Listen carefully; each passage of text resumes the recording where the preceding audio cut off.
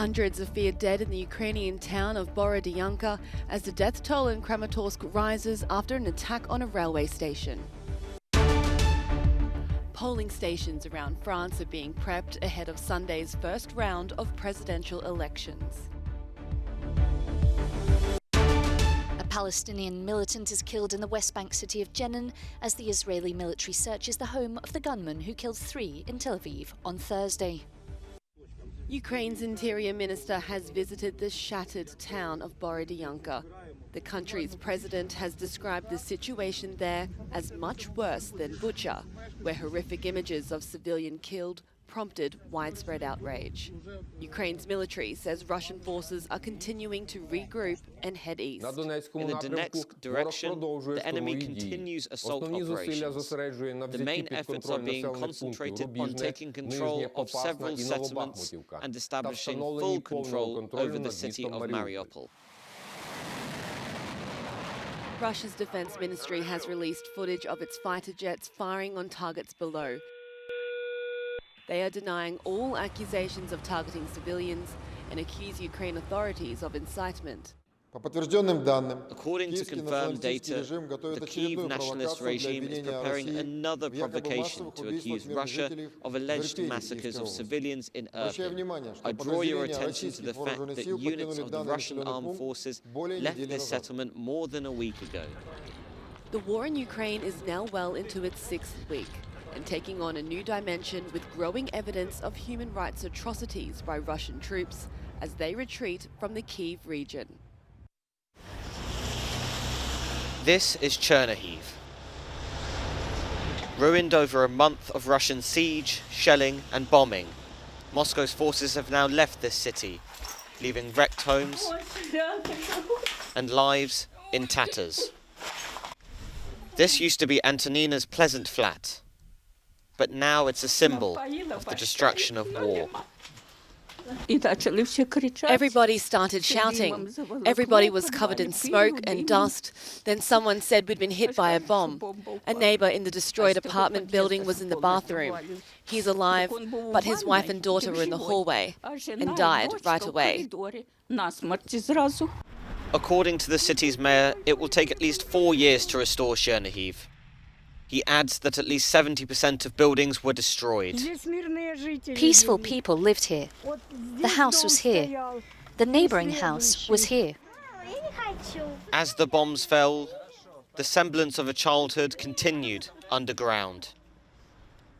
This is Maria, who's 9. It was not fun in the beginning, but then I got lots of new friends and then it was okay. But there's no electricity in the basement. Her mum, Valentina, adds, There were no toilets. The streets are bathrooms. We're children of the underground. Now that the city has been liberated, its residents can receive basic supplies for the first time in weeks. But due to the destroyed infrastructure, it's a slow, inadequate process. There's not enough goods here. As I understand, emergency aid hasn't reached us yet. While the immediate threat of Russian forces has now receded for Chernihiv, the scars of the siege live on. Voters in the French city of Lille are preparing to cast their ballot in the first round of the presidential elections on Sunday. Recent polls have shown a marked fall in President Emmanuel Macron's lead over his main challenger, far-right candidate Marine Le Pen. Campaigning has now ended, and voter turnout is expected to be lower than previous elections. This woman says she feels it's very important for citizens to choose their president. Politicians promise us everything. We will see. I don't know who I'll vote for on Sunday. Voters in French overseas territories from the South Pacific to the Caribbean have already started casting their ballots. Expats in the Americas too. Macron and Le Pen are the firm favourites, but there are 10 other candidates competing to reach the second round later this month.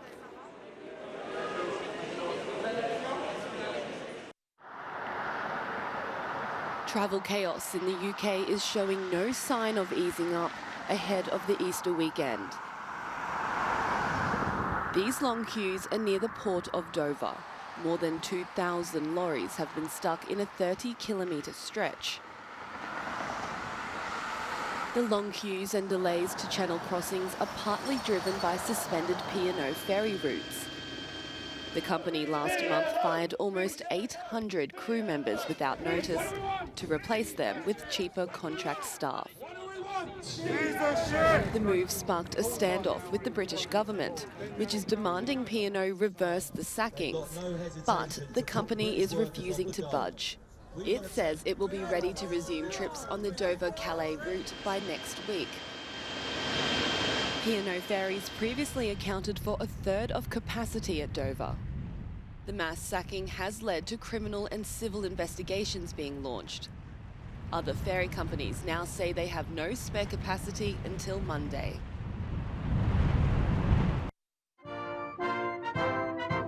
The White House has held a celebration as the US has confirmed its first black woman Supreme Court Justice, Ketanji Brown Jackson. In her first remarks since her appointment, Justice Jackson was keen to draw parallels between her story and the progress of African Americans in the US in general. We have come a long way toward perfecting our union. In my family, it took just one generation to go from segregation to the Supreme Court of the United States.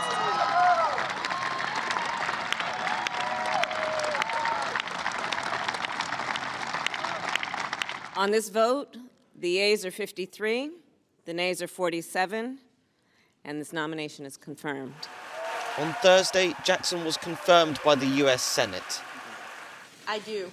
Her confirmation process was at times highly fractious. 3 Republicans crossed party lines and voted with Democrats for her confirmation. Welcome to you and your family.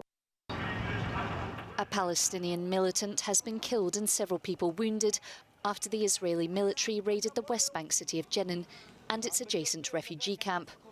According to Israeli forces, it was carrying out a counter-terrorism operation at the home of a gunman who shot and killed 3 people in central Tel Aviv on Thursday.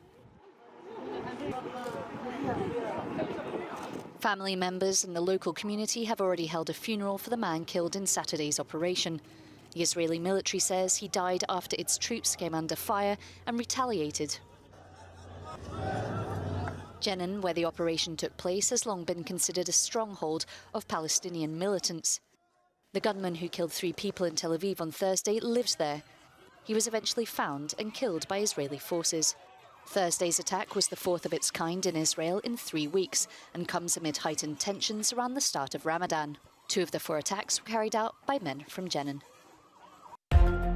The Motion Picture Academy has banned Will Smith from attending the Oscars or any other Academy event for 10 years, following his slap of Chris Rock at the awards event.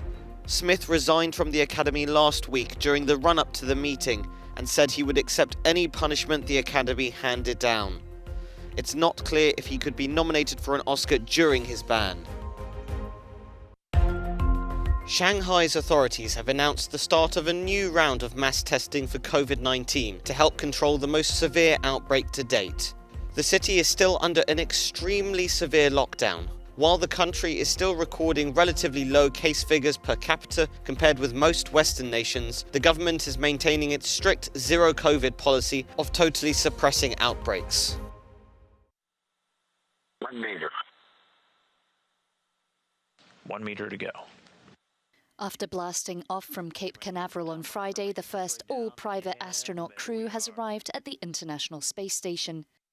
The rocket ship carried a team of 3 businessmen who all paid the hefty sum of over 50 million euros for their stay in space. They are Larry Connor, the head of a real estate company, Eaton Stibb, the co-founder of an investment fund, and Mark Pathy, the director of an investment firm. Is currently the chief executive. They are led by retired NASA astronaut Michael Lopez Alegria.